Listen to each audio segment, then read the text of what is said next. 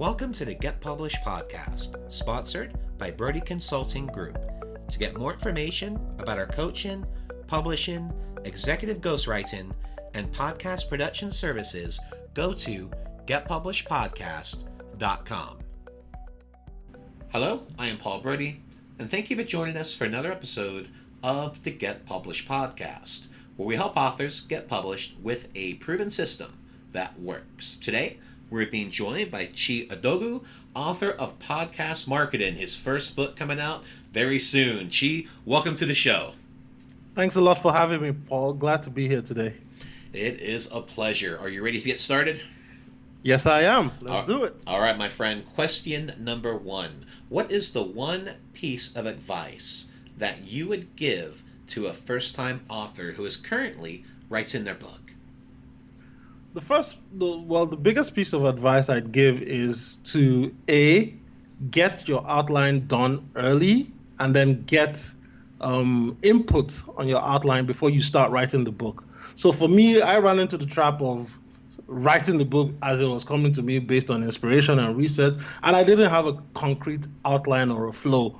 When I now started reading and talking to other people, they said, oh no, you gotta have like the skeleton and the outline done first, and then you can now start writing, so that way you see what joins where and what doesn't work, and then you can now start fixing everything.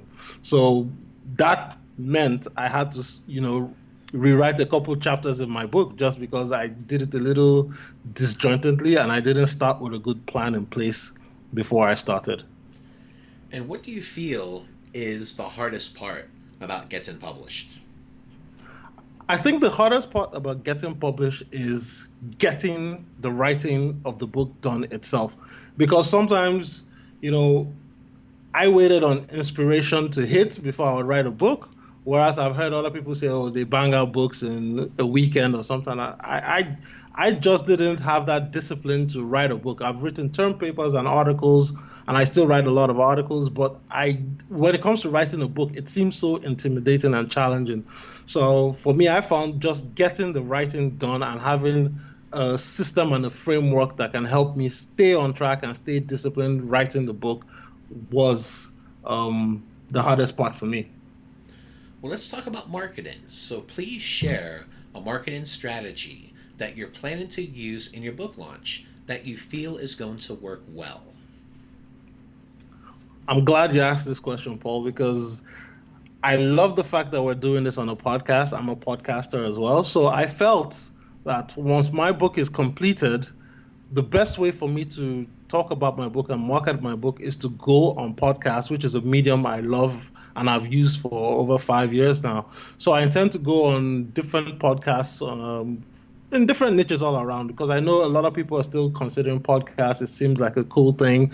So even if I go to a business podcast or a writing podcast or even a fitness podcast, I think listeners all have this enthralled engagement with podcasts. They love it, and sometimes they feel they don't know if they can do it. So I want to meet as many different podcasters as possible in as many different niches as possible and share my story of how I got into podcasts and then inspire other people to get my book so that they can get on the path to launching their own podcast. And what is your strategy for getting on some of these podcasts? Because as you and I both know, it's not always the easiest thing to do to get on different shows. But since you are a podcast host, that obviously gives a little bit of an advantage. Yeah. So the best way to get on a podcast is to do a very good pitch or to have a relationship with podcasters via any of the podcasting groups on Facebook or LinkedIn. I've found that building relationships organically, taking podcasters' courses, helping them out when they're looking for guests and all those things have helped me network with the right podcasters so that now my network has grown in the field. But also being able to write a very good pitch that says, hey, I listened to your show, and actually do listen and give them a specific compliment about their show, whether it's an episode or the show in general. Talk about that for a little bit and then say, hey, you know what? I am so, I do X, Y, and Z. I know your show talks to this type of audience. I do this, and I think this can help your audience because it will solve X, Y, and Z problem.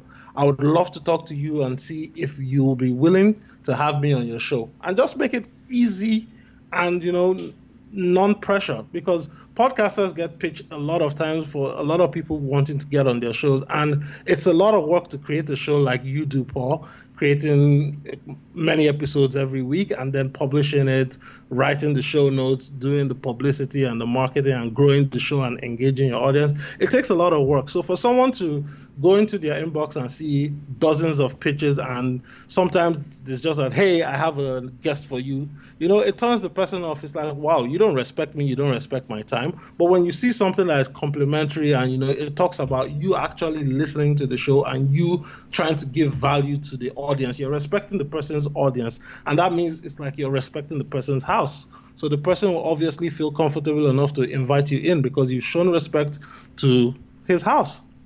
Well, another thing too, if you actually can lead off the email or contact form, however you reach out to them, going, hey, love your show, just left a 5-star review. I mean, as you and I both know, reviews they're everything to podcasters. And when you can actually go, hey, I just left you a 5-star review, I love your show, and then add that pitch that you mentioned, I mean, it really does warm them up. Yes, absolutely right. Well, let's talk about your favorite book. So what is your favorite book, and what was the number one thing that you learned from it? So my favorite book is called The Obstacle is the Way by Ryan Holiday. I think a lot of people know him. He was the former, apprentice and protege of Robert Greene, who wrote 48 Laws of Power, Mastery, and the Laws of Human Nature. So Ryan Holiday has taken to writing books on Stoicism, which is kind of a philosophy for how to live your life. So The Obstacle is the way it talks about the different obstacles that a lot of people face over history and antiquity. So it starts off with Marcus Aurelius. It talks about Ulysses S. Grant. It talks about, I think, Bill Belichick and a host of all other people. And it talks about how they had significant challenges in their life and how they were able to break through those challenges to meet their eventual success that actually made them famous. So I love that book because it tells me that, no matter what happens, challenges come, we all face there's no one on this planet, even if you're Jeff Bezos with $180 billion, you still have problems. But if you're able to focus and create solutions that can help you either go under, around, over, or through your problem, you're going to meet success on the other side. Absolutely. And for a final question, what is your favorite quote and why?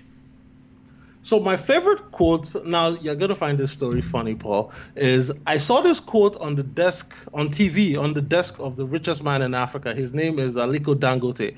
And on his desk, he had a quote, which I didn't know where it came from, but the quote is from the Bible. It's a verse in chapter Mark 9:23. It was spoken by Jesus, and it says, everything is possible for the one who believes. So that got me thinking and saying, wow, if the richest man in Africa, who is a Muslim, has a Christian quote on his desk spoken by Jesus, it tells you that, the principle of as long as you believe and you have faith and confidence in yourself, you'll be able to achieve anything. So that works, and it has no caveat, it has no clause, or it has no contingency around it. You don't have to be a Christian, you don't have to be a Muslim, you don't have to be an atheist. As long as you believe and you have faith in yourself and your abilities and what you plan to do, you're going to succeed. So I love that quote, and I've stuck with it all these years. Excellent. Well, Chi, I want to thank you for being a guest on the show. What is the best way for people to find you online? Thank you so much for having me, Paul. I truly appreciate you sharing your platform with me. And for anyone listening out there, if you want to get in touch with me, I'm easy to find. My name is ChiOdogwu. So you can find me on Facebook with the same name, ChiOdogwu. I'm also on LinkedIn. So if you go to linkedin.com/in/ODOGWU, that's my profile you'll see, and then you can meet me on my podcast, on my website as well, where you'll find my podcast and you'll find links to everything I'm doing. So my book is also going to be on my website, and it's www.odogwu.com. Well, Chi, thank you once again for being on the show, and I wish you all the best in your author journey ahead.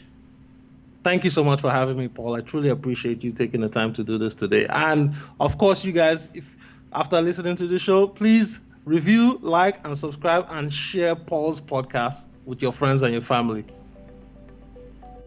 Thanks again for joining us today.